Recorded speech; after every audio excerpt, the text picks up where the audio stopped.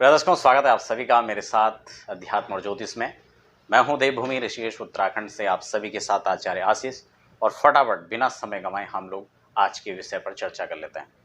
Astrology के आज के कार्यक्रम में हम लोग मालव्य योग, महालक्ष्मी योग के बारे में हम लोग चर्चा करेंगे।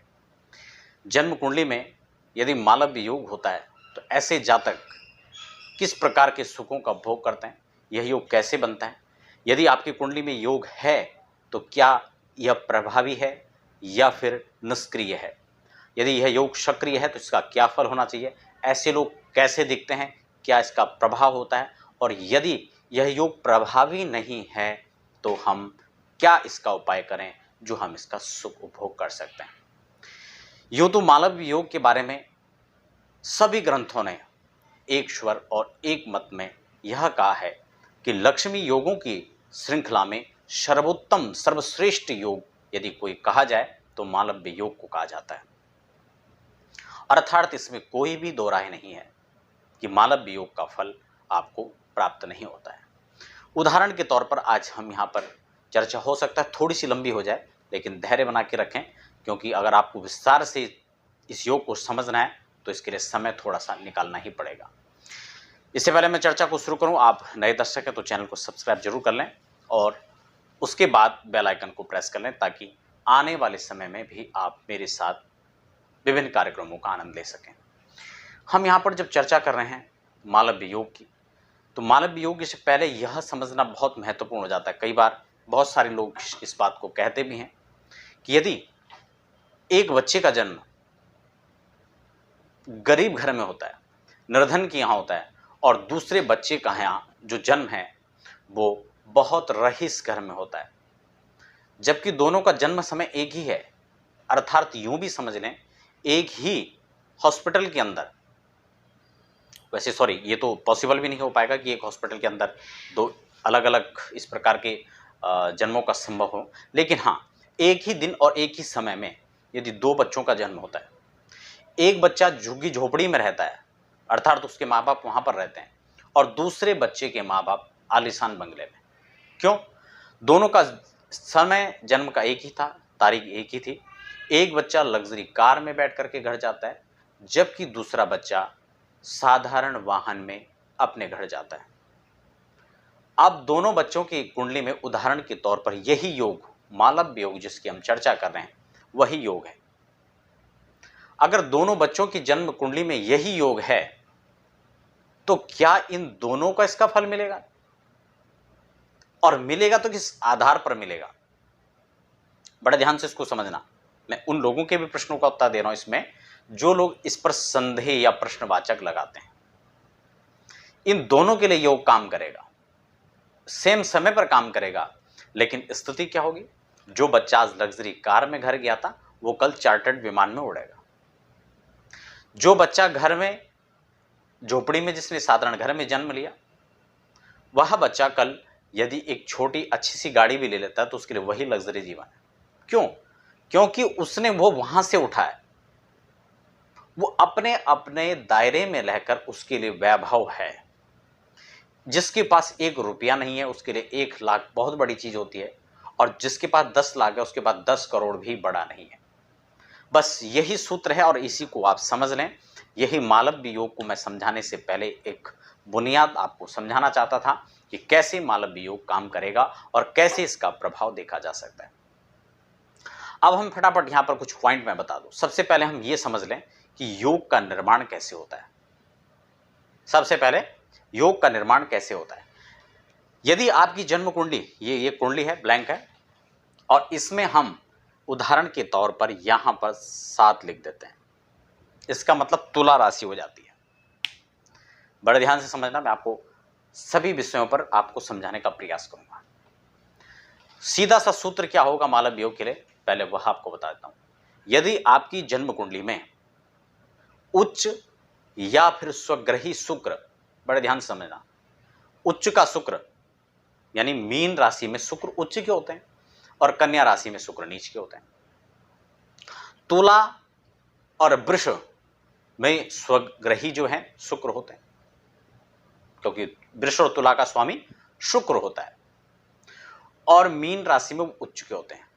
अर्थात इन्हीं 3 घरों में यदि शुक्रदेव विराजमान हो, मैंने यहां पर 7 लिख दिया, इसका मतलब तुला हुआ, यहां पर 12 लिख सकते हैं और यहां पर 2 भी लिख सकते हैं।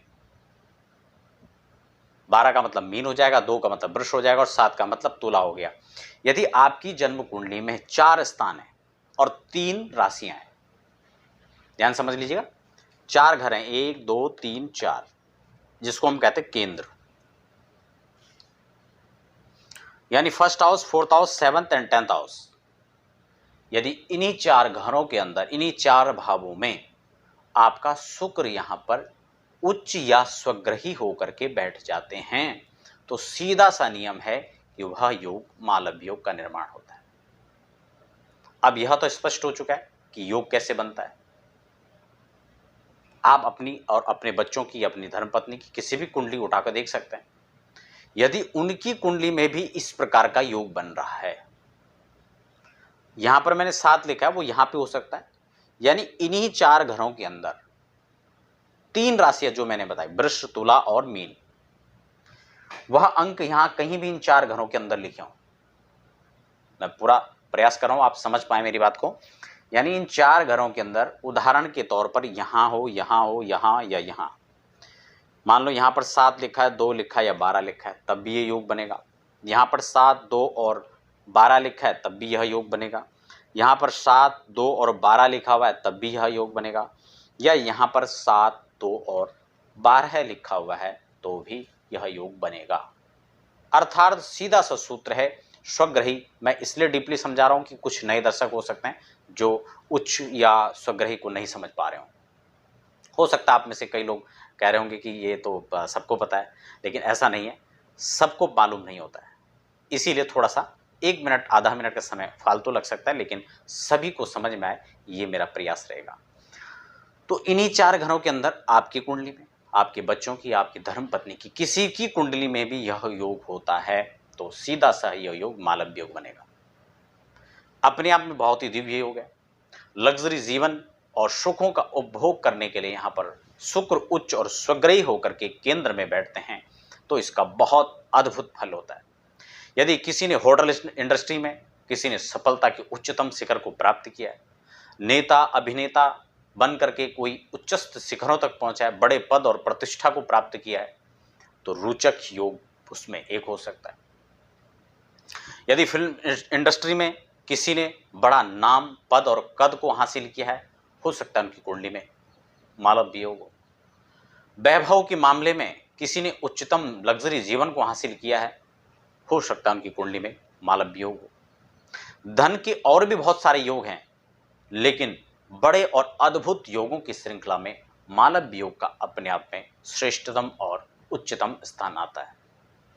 अब हम बात करेंगे कि यदि मालव योग उनकी कुंडली में है, तो किस किस प्रकार के, सबसे पहले ऐसे लोग बड़े अट्रैक्टिव होते हैं, बड़ा आकर्षण उनमें होता है, इसकी पहचान है। उसके बाद उनके सौंदर्य में बड़ा कोमलता और उनके सौंदर्यता में बड़ी आपको अद्भुत आभा और छवि उनके चेहरे पर दिखती है। साधारण होते भी आपको असाधारण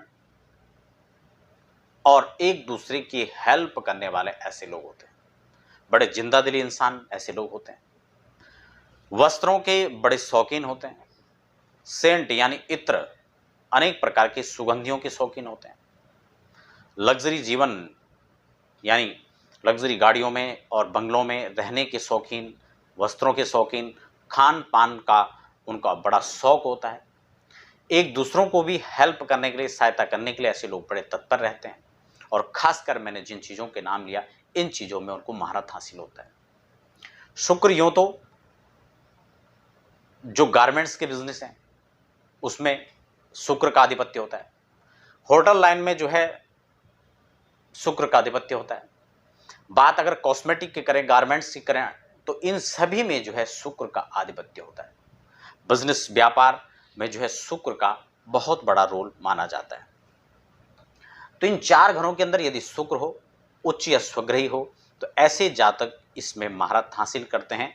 और वह यदि किसी प्रकार से प्रभावी नहीं बन पा रहा है, इसका सीधा सा फल है कि यह अपनी दशा और महादशा में हम यहां पर शुक्र लिख देते हैं, यहां भी शुक्र लिख देते हैं, उदाहरण के तौर पर यहां 12 लिख दिया।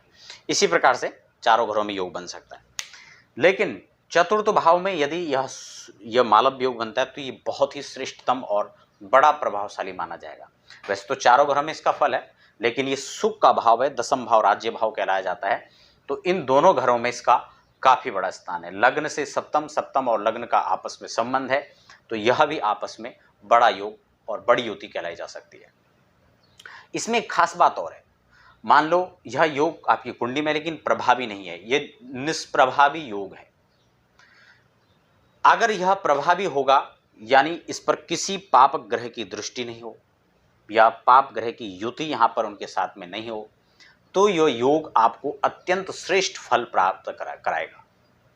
लेकिन यदि इसमें कोई कमी आ रही है, थोड़ी न्यूनता है, आपको इसका फल नहीं मिल पा रहा है, पूरा प्रभाव आपको नहीं मिल पा रहा है, तो ये अपनी दशा और महादशा में तो पूरा फल प्रदान करेगा ही करेगा। लेकिन आप इसका संपूर्ण फल यदि लेना चाहते हैं, इसको सक्रिय करना चाहते हैं, तो आपको क्या करना चाहिए? आपको शुक्र से संबंधित जो उपाय हैं, शुक्र को आपको स्ट्रांग करना होगा। कैसे स्ट्रांग होंगे? एक तो ऐसे जातकों को दुर्गा सप्तशती का पाठ करना चाहिए, मां भगवती जगदम्बा की आराधना ऐसे लोगों को करनी चाहिए। इसके साथ साथ में ऐसे लोगों को स्फटिक श्रीयंत्र की आपको जो है घर में रख करके अपने स्थापना करके उनका पूजन अर्चन करना चाहिए, या अपने ऑफिस में या अपने कार्यस्थल में बिजनेस व्यापार जहां पर आप करते हैं वहां पर आपको स्फटिक धारण करना चाहिए।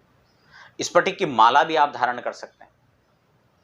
इसी के साथ साथ शुक्र के मंत्र का जप आप कर सकते हैं। नवारण मंत्र ओम ऐं ह्रीं क्लीं चामुंडाय विच्चे, इस मंत्र को आप अनवरत जप सकते हैं। और श्री का कोई भी बीज, मां भगवती जगदम्बा का कोई भी बीज मंत्र क्रमशः उत्तरो उत्तर आपको इसका जप और आपको इसका सप्तशती का पारायण करना चाहिए, ताकि यह आपको जो है प्रभावी रूप से ठीक ढंग से आपको इसका फल मिल सके। तो दर्शकों, मालव योग को लेकर के कैसे निर्माण होता है, कैसे प्रभावी होता है, कैसे निष्प्रभावी हो जाता है, इन सभी विषयों पर मैंने आपके साथ क्रमशः चर्चा की। यदि आपका कोई प्रश्न होता है तो आप कमेंट बॉक्स में लिख सकते हैं। क्या आपकी कुंडली के अंदर यह योग है, तो आप मुझे निश्चित रूप से इसके बारे में बताइए। यदि आप प्रभावी नहीं हो पा रहा है तो आप इन उपायों को कीजिए। और भी आप कोई जानकारी मेरे से प्राप्त करना चाहेंगे तो कमेंट बॉक्स में आप अपना प्रश्न लिख सकते हैं। व्यक्तिगत रूप से कोई आप जानकारी लेना चाहेंगे तो आप नीचे जो लगातार नंबर फ्लैश हो रहे हैं, अपॉइंटमेंट नंबर, आप उस पर संपर्क कर जानकारी प्राप्त कर सकते हैं। बने रहें हमारे साथ अध्यात्म और ज्योतिष पर। मुझे दीजिए इजाजत अगली वीडियो आने तक।